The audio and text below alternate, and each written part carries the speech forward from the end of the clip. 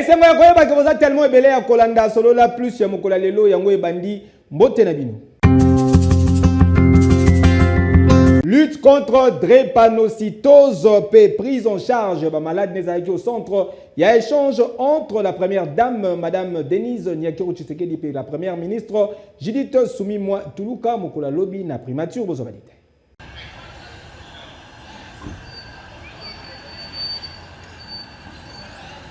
Chef du gouvernement de la République démocratique du Congo, Excellence, le détachement d'honneur est réagi.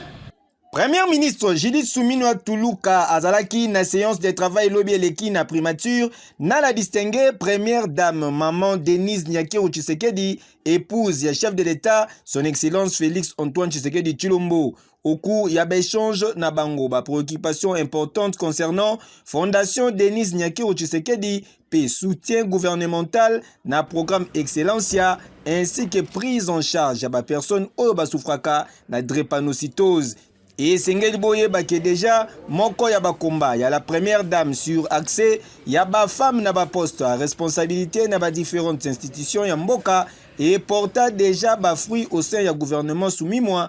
Oyo ezali ko compter 31%, ya ba femme contrairement na 27% ya gouvernement précédent. Na oyo etali question ya drépanocytose, oyo ezali ko concerner 2 à 3% ya ba congolais. Madame la première ministre atalisaki ke a construire na ba ministre sectoriel pote nyonso ezala mise en œuvre na niveau ya gouvernement afin ya ko rencontrer ba demande formulée na première dame. Esengeli boye ba lisusu ke ezalaki na présence ya ba ministre ya santé, ya recherche scientifique, ya enseignement supérieur pe universitaire, pe ya EPST ne première dame peu première ministre ba adressaki état des lieux global, ya ba avancé, ya ba différents plaidoyers, ya épouse, ya chef de l'État. Il s'agit d'un plaidoyer pour la lutte contre la drépanocytose dans la République démocratique du Congo. Subvention en urgence, il y a des produits liés à la prise en charge, il y a des drépanocytaires, paix accompagnement, il y a gouvernement. Pour la construction, il y a centre, il y a coordination, paix, il y a recherche. Pour la lutte contre la drépanocytose. Amélioration, il y a des conditions de la femme et de la jeune fille. Accompagnement, il y a programme Excellencia. Puis déploiement, il y a des troupes féminines dans la zone de conflit afin il y a de lutter contre la violence sexuelle auxquelles les femmes bazali ko faire face. Et yo.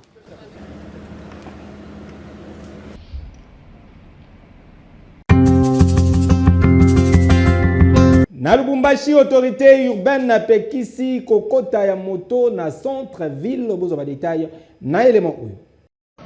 Maire ad intérim ya ville ya Lubumbashi asalaki descendre lobby eleki na centre ville ya Lubumbashi pona kotala soki ba mesure interdisant ba taxi moto ya kokota na centre ville ezali d'application. José Ntumba Nchanza maire ad intérim ya ville ya Lubumbashi asalaki ronde ya ville kasitika na yebisa bino ke batu ya mutu makasi bazanga te bakangamaki pe bamemaki ba moto na bango na tête de ville.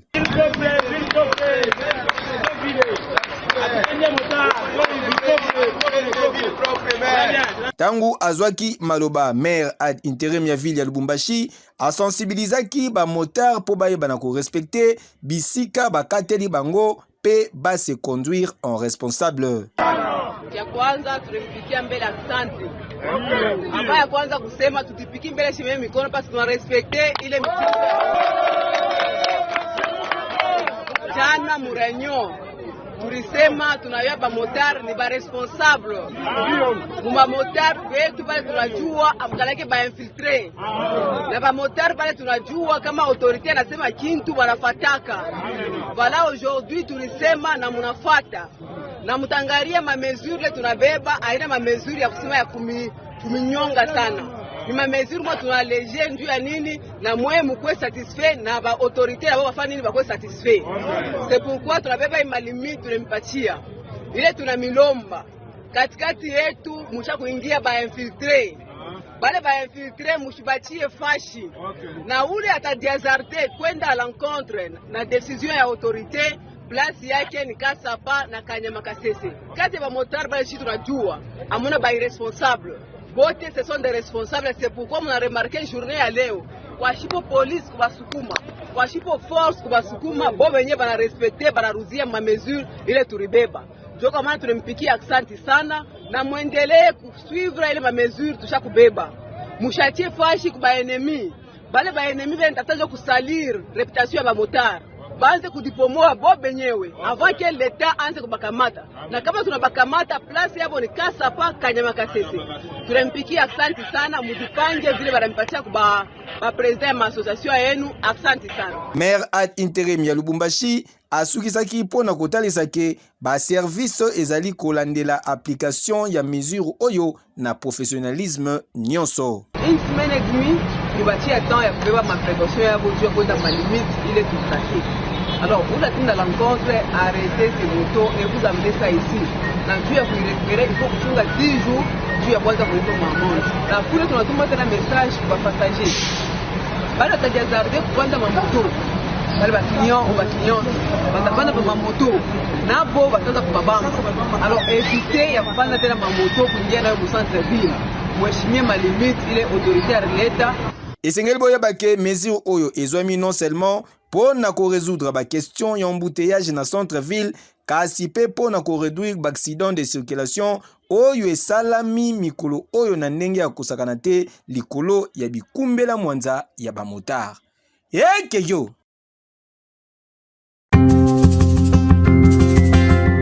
Baloba omoni ndoki belela tomoni bandoki ya inspection générale ya finance batu bazali ko combattre chef de service Jules Alingete si ba mononi yango tobeleli na élément oyo. Tout ce que je viens de vous dire, tout le travail qui est fait, il y a un élément important que je voulais vous donner en conclusion. Vous ne pouvez pas déclencher une véritable lutte contre la corruption dans un pays s'il n'y a pas de volonté politique. Kongo Kinshasa yokelanga nanu eloko oyo pona nini motema mabe ya boye pona nini motema ya bondoki boye lisu muse moko o inspection générale ya finance IGF pe inspecteur général na yango chef de service Gilles Alingete monsieur l'alligator basali ezali obele po ba réclamer mbongo ya bana mboka mbongo ya ba congolais pour l'intérêt général de la République démocratique du Congo, selon vision ya mokonzi ya mboka, son excellence Félix Antoine Tshisekedi Tshilombo, Fachi Beton. Campagne ya diabolisation monene ezali kosalama, ba pesi ba mbongo par-ci par-là, pour na kobebisa image ya IGF, pour na monsieur l'alligator Gilles Alingete, azali ko contrôler systématiquement ba dossier ya ba forage, lampadaire pe salaire ya ba fonctionnaire. Kasi soki otali malamu ba détracteur et inspecteur général Jules Alingete bazali en réalité ba oyo bazali ko combattre vision ya mokonzi ya mboka son excellence Félix Antoine Tshisekedi Tshilombo na lutte contre corruption, lutte contre détournement ya ba deniers publics pe biloko nyonso ya mabe oyo esalama depuis kala na mboka na biso pe etikala impuni. Nous avons 145 604 agents et fonctionnaires de l'État qui sont dans les fichiers de la paie avec des numéros matricules fantaisistes. Deuxièmement, nous avions constaté les cas de 53 328 agents et fonctionnaires qui disposaient de plus de 2 numéros matricules dans les fichiers. Nous avions également constaté les cas de 93 356 agents et fonctionnaires de l'État qui partagent les mêmes numéros matricules avec d'autres agents de l'État. Noko! Awa esi totimbeli baje na bino ba campagne nyonso na maye wo botika monsieur l'alligator kimia po azali kosala musala na ye kitoko oyo ezali ko permettre na mboka et maximiser ba recette pe e boucher ba bisika nyonso bo bandaki koyibela ba mbongo ya bana mboka. Dans ces pays, on a dit maintes fois, plus rien ne sera comme avant, mais les choses ont été pires qu'avant. Les portes des prisons seront ouvertes. Les portes des prisons étaient ouvertes, mais pour prendre les petits peuples qui volent les pains, les beignets, l'argent dans les sacs de maman, les grands voleurs qui ont hypothéqué l'avenir de toute la nation sont restés libres. Et c'est encore eux qui prenaient les petits voleurs pour les amener dans les portes des prisons qu'on avait ouvertes. Contrôle Oyo n'est facilité na gouvernement et mettre en place plusieurs projets à impact visible à l'instar ya Rocade ya Kinshasa dont ba travaux outi ko lancer lobby eleki na mokonzi ya mboka chef de l'État Félix Antoine Tshisekedi Tshilombo. Tala ozali congolais ya solo et sengeli ko encourager digne fils ya pays Oyo monsieur Jules Alingue Tekei l'alligator. Ah, soit bango. Yo. Depuis que je suis à l'inspection générale des finances, c'est pour la première fois, je peux vous témoigner qu'il y a réellement la volonté politique dans les pays de lutter contre les antivaleurs, contre la corruption et d'assainir les finances publiques. Voilà pourquoi j'ai dit un grand merci au principal artisan de la lutte contre la corruption dans notre pays, le président de la République, son Excellence Félix Antoine Tshisekedi Tshilombo. Pour ceux-là qui ne le connaissent pas,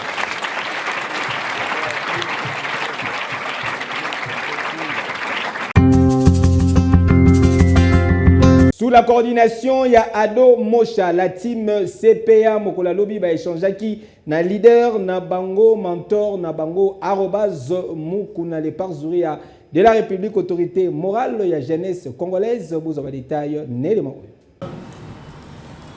Salle des réunions et entreprises communication plus ne servaki des cadres lobby na grande réunion stratégique yaba membre ya la team CPA autour ya leader na bango autorité morale ya la team CPA mwana mboka arobase mukuna oyo babengaka affectueusement le parzouri de la République autorité morale ya jeunesse congolaise tikana yebisa bino ke masolo elekaki kitoko avec impact pe idéologie na ambiance moko ya kosakana te tangu azwaki maloba le parzouri de la République arobase mukuna autorité morale de la jeunesse congolaise a saluaki pe a sollicitaki implication non seulement ya la team CPA Mobimba kasi ya moko na oyetali défense ya intérêt ya République démocratique du Congo en plaçant au levé d'action ya mokonzi ya mboka son excellence Félix Antoine Tshisekedi Tshilombo Fachi Beton Mukontombolo d'Afrique. Très satisfait na tourna bango ba membre ya la team CPA sous la coordination ya Ado Mosha ba saluaki ba innovation ya arobase mukuna Oyo ezali nzela ya kolanda pona développement ya République démocratique du Congo. Par ailleurs, batalisaki ke bako s'impliquer pona cause ya nation car selon bango patriotisme ezali valeur moko oyo bakoki ko négliger te pona changement. Durant près de 2 heures du temps d'entretien, les parzouri ya arobase mukuna atalisaki bango implication na ye en se penchant sur vision ya mokonzi ya mboka son excellence Félix Antoine Tshisekedi Tshilombo pour na ko bâtir Congo moko fort, uni et prospère. Hey yo.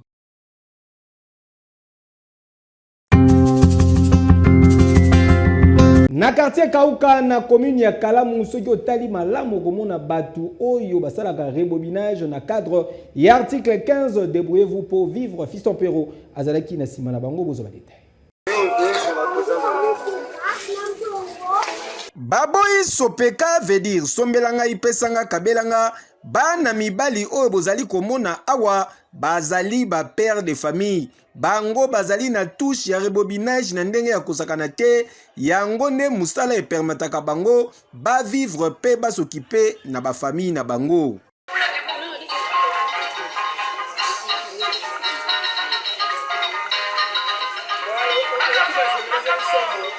tozali awa na quartier Kauka na commune ya Kalamu. Awa ata problème nini machine na yo eza nango, ezala machine ya fufu, ezala ventilateur, au poste à souder, au groupe électrogène, bafle pona kotanga kaka wana, kobanga na yo te, mema yango awa pe, bako travailler yango ekosala na ndenge ya kosakana te, ndenge ba confirmer awa. Ko musala o yango ndenge na yikola en Égypte, na pa en Égypte na pa na Caire, musala ndenge na sala ngo kuna. Azongi na Congo pona ya osala. Mais to koti ba dossier non atrati lelo ba vandela ba dossier na biso. On a tra ba yebi famille ndongo o koti ba dossier kuna. Ti lelo ba vandela. Neti tolo ba sikola moment oyo. Ba tu bazate po ba rebobinaka partenaire. Ba masu ala ba kotonga na ba mai. Sikola ba monter ne kozika ba partenaire banani ba osala yango. Ti lelo donc ba dossier ba vandela. Oza moto to fa on matara mai na ndako taji. Yango to rebobina. Zikaki en tout ça. Ah donc benzama ba monter. Ata monter en ezanene. Et c'est quoi? Ata za monter à masuwa. Biso banga en moté. Ata za munene bo muta okota na kati. Bo beta ngo dada. Ah to na kati école. Donc école à bobinage. Ah. Oh yebi do pa yebite aza maluku. Hein? Ana charal on enlève monteur, le monteur soya, kibira on enlève cool. Merci. Kasi problème mususu nde ezali ke ba condition bazali kosalela musala na bango nde ezali malamu te. Travailler pena kolekana oyo mundele asalaki. Po mundele azosalela biso azotiaka aluminium, biso tozotiaka cuivre. Yango qualité wana ya cuivre na qualité ya aluminium eza difficulté na biso tokutaka ba matériel eza trop cher, na ba difficulté clientèle eza te, na ba condition pe o to salela yango te. Yango ezosenga kaka mwa aide mayelo nga aza nango nakoki mpe kotransmettre yango mpe epa moto ba oyo baza ya kovanda baza na eloko te ya kosala ne fiske ata ayeba ta kosala ta bobinage ne fiske ata mwa ventilateur mpo balongola ba esprit oyo baza nango wana. Bon, eloko na kosenga mingi eza ba soutenir ngai moyen tala ba condition na zo salela. Esenga ke faut atelier ezala ya malamu. Esenga ka makamuka ya mbongo na esenga ka mwa aide mutu o akoki ko aider ngai ne fiske na zo ata mwa mbongo po naza na ba condition pe ya bien. On a sala musala ya bobinage. Yango nazobokela ngo bana la famille mobile. Yango ezofutela ngandako. Nazolia kala na musala wana. Bon nakoloba pona ba jeune batika distraction. Baya ba musala ndeza tata na mama. Métier basakana nango te eloka liboso na via mobile eza métier soki koti na mutu oza déjà calé partout oyo okende. Bobinage yango salaka a te akosala yango ti libanda po eza mayele oyo déjà na koti yango déjà na mutu. Tala noko olula kobenda bote yo okoma mokonzi ya basheri na quartier osala keloko te soki kaka poko koki ozongi pe mami wapi fufu na nga. Tala musala okoki kosala oyekola pe ozwaka mbongo na ndenge na yo yangoyo mona loin heke yo yanto osenga président de la république bamekana kolandela badossier na biso eza pour biso lokosala misala wana mikemike so misala tokosala na bamatra wana ayebi badossier na biso eza pour. Saison sportive 2024-2025. Association sportive Maniema Union a reprenaki ba entraînement na ye lobi eleki commentaire. Association sportive Maniema Union ya Kindu a reprenaki ba entraînement lobi eleki na stade Tata Raphaël na Kinshasa en prévision ya saison sportive 2024-2025.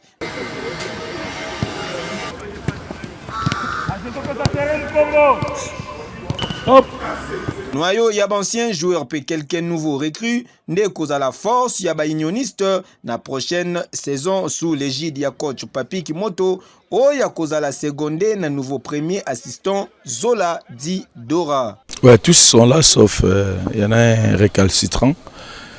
Mais nous on est très contents, on a repris le travail dans la joie et l'ambiance, il y a l'envie, on est très contents de commencer. Oui, on a recruté seulement ici au Congo. J'ai pas envie d'aller recruter ailleurs. On a recruté chez Don Bosco, on a recruté chez Blessing, DSMP, ainsi que Kouya et MK. Voilà nos recrues pour l'instant, ils sont au nombre de 6. Exactement, je prends le football joué par les Congolais et gagné aussi par les Congolais. Il faut faire confiance aux footballeurs congolais, il faut faire confiance aux main-d'œuvre. Donc nous, les entraîneurs congolais, on maîtrise aussi nos moyens et nos métiers. C'est pas parce que si vous avez le moyen, vous avez la possibilité de jouer la Ligue des Champions, la Coupe de la Confédération, il faut aller recruter ailleurs. Non, moi je suis d'abord un Congolais et je vais défendre la corporation congolaise et les joueurs congolais. On a déjà élaboré un plan de travail. D'aujourd'hui le 1er au 16 août ou au 18 août, où il y a les premiers tours préliminaires. On ne connaît pas encore l'adversaire, mais il y a 3 périodes de préparation qui est 15 jours. Dans ces périodes-là, on est en capacité d'endurance. Endurance fondamentale, renforcement musculaire ainsi que la mobilité. Donc pendant 15 jours, l'accent sera mis par là et travaille tout aspect tactique, physique, technique et ainsi que le mental. On a déjà notre groupe. On a un bon groupe de jeunes joueurs très talentueux qui jouent bien, qui vivent très bien ensemble. C'est pour cela que je n'ai pas voulu chambouler les groupes, je n'ai pas voulu aller chercher des étrangers ou peut-être si on aura un étranger, c'est MVP, celui qui va améliorer ou amener notre équipe plus haut que possible. Pour l'instant, on n'a pas encore trouvé et ce n'est pas encore aussi mon souhait pour l'instant. Je vais me battre avec mes soldats. On a commencé un travail il y a de cela 3 saisons. Et cette année, on doit confirmer que vraiment on est dans de bonnes mains de nos comités. Ils nous donnent tous les moyens possibles qu'on a besoin. Nos maigres moyens, il y en a, on ne manque rien. Malgré ce n'est pas exorbitant et malgré ce n'est pas, comme vous entendez à gauche et à droite, on a nos petits moyens, on vit bien, on est content pour l'instant et j'espère que ça va durer comme ça pour aller faire beaucoup mieux en Coupe d'Afrique, là où Maniema Union n'a pas encore été en phase de groupe. Pour l'instant, ce n'est pas encore le cas, c'est la simple et bonne raison. Chez nous, à Kindu, il n'y a pas des équipes pour faire des matchs amicaux. Il n'y a pas des équipes aguerries, il n'y a pas des équipes à notre niveau ou peut-être supérieures à nous. Pour l'instant, on a besoin des équipes supérieures à nous ou à notre niveau pour vraiment compétir, avoir les jambes bien et fin prêts pour la compétition. Parce que je ne sais pas, si la Lina Foot va démarrer avant les 16, ça m'étonnerait. Je ne pense pas. Donc il faut aller chercher des matchs amicaux internationaux ailleurs pour essayer un peu d'avoir beaucoup plus de voilà, pas du gym, mais beaucoup plus de la compétition dans les jambes, parce qu'on va rentrer tout de suite dans les vifs du sujet, jouer la préliminaire, je ne sais pas quel adversaire. Sans le championnat, c'est compliqué, mais on va faire avec, on va se battre, on est des hommes, on va chercher des matchs amicaux en Tanzanie, parce qu'on va notre deuxième période de préparation, ça va se passer là-bas. Et j'espère que là-bas, on va trouver de très bons adversaires qu'on va compétir et essayer d'aller chercher vraiment la perfection pour être prêt à aborder cette challenge qui est la Ligue des Champions. Et c'est le programme de préparation de AS Maniema Union et ezali kosalama en fonction de l'objectif de l'équipe dans la Ligue des Champions africaine. Et yo! Hop! Ninango si la raté sur la plus à mokola lelo komi na souka page Rose botika to souhaiter joyeux anniversaire na Jacques Congolo Seigneur de Londres azali ko célébrer mbotama na ye mokola lelo kune zali ko linda mabe na mikili ya poto awape na Kinshasa sengebo ba ke CG Jonsi Monadio asobi déjà ba champagne fait zali ko mela avec un pacte P idéologie bo sepelaki na ba image ya mokola lelo bo pesa merci na les géants Benilo la papa Naka très bien Zalaki accompagné na Jacob Kayanda. Régie finale le Simamaki Bongo na Jérémy Foueta. Bama tabaki tababa comme bénéfice manibo ika machine. Tukutani lobi.